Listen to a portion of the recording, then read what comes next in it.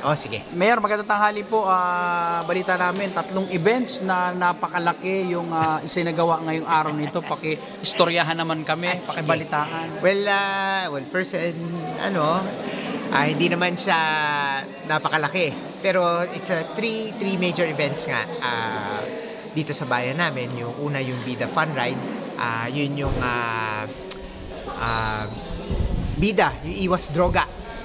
Yung program, battle cry ng ating secretary ng DILG para sa laban sa droga. So anyway, nag-fun ride kanina, yung mga bikers, yung community, yung mga young community na dito sa bayan ng Sampaloc, pinag-fun ride natin na nakabike dito sa bayan. Paikot lang sila. And then the second is the unveiling ng ating Balay Silangan. That's the Reformation Center, kung saan ang focus natin ay hindi yung mga drug addicts. Ang focus natin yung mga pushers, mga tao na nais natin maibalik sa mainstream ng hanap buhay, yung mga buhay nila, mapalitan natin, mabigyan natin sila ng bagong mga skills, mabigyan natin sila ng bagong mga training. So that's the center, yung binuo natin dito. Yun yung dati nating isolation center, binuo na natin, ginawa nating reformation center. So I think that's one of the first sa labas ng Lucena dito sa lalawigan ng Quezon. So we would like to support more programs na ganon kasi naniniwala nga ako na nasa mga programa talaga yung kumbaga, hindi ako si Huli, hindi ako si Mr. Kulong. Mas gusto ko talaga mag-focus talaga sa mga programs para sa mga kababayan namin at na dapat matulungan pa para makapagbago pa ng buhay. And then for the final event, for the final activity is yun yung anong tawag ito? Yung SGLGIF, yung incentive fund namin. So parang turnover siya, unveiling na siya, inauguration ng program, ng fund na napanalunan namin sa SGLG. That's 5 million pesos. So ginawa namin ng kalsada doon sa resettlement area, doon sa mga harap na mga kabahayan. So it's a very nice program, it's a very nice incentive fund na nagamit na napakalaking tulong. 5 million pesos goes a long way for isang bayan na katulad namin. So yun lang, yung 3 program na yun. So in-invite namin sila RD, sila PD, anybody just to celebrate and remind people about these programs. So yun lang. Pahabol lang, Mayor, nabanggit ni DILG Regional Director, first ito sa Quezon, yung recovery program, Reformation Center. Yes. So, paki-elaborate nga po yung Reformation Center. Ano bang mangyayari dito? Anong mangyayari dito actually? Actually, hindi nga siya pang-addict, hindi siya rehabilitation center. Yes po, yes It's po. basically para doon sa mga pusher. Yung Ano mga pong gagawin nila doon?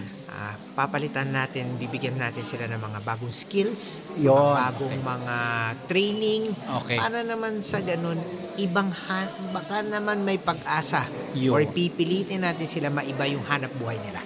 Na hindi sa drugs lang sila kumikita. Meron pa ibang ways kung paano sila pwede pa kumita ng pera, hindi lang basta-basta sa drugs. So that's the main purpose of our Reformation Center. May nakalatag na pong mga trainings kung ano-ano yun? Training Well, sa ano? sa ngayon, wala pa specific kung ano yan.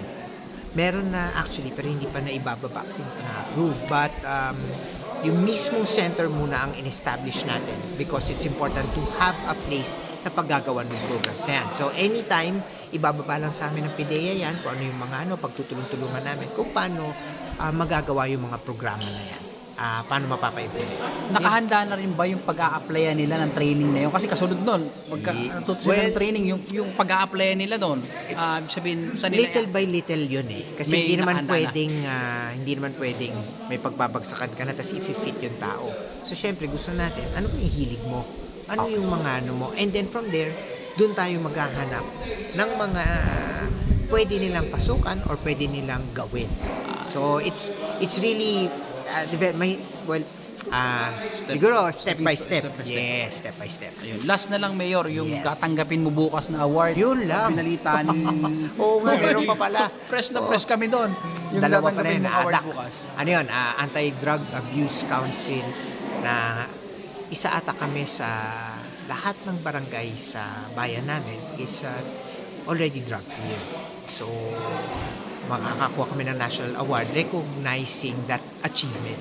And then, yun, alam ko may isa pa pero hindi ko alam kung ano yung isa Dalawa yun Pero tama ba yung pagkakadinig ko, kauna-unahan kayo sa Quezon? Hindi Tama kami kauna-unahan. I think nagkataon yata na kami ang only bayan sa Quezon na lahat ng barangay ata drug clear.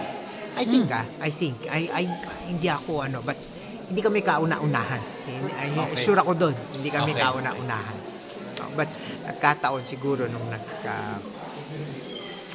assessment, baka kami yata yung isa na nawala.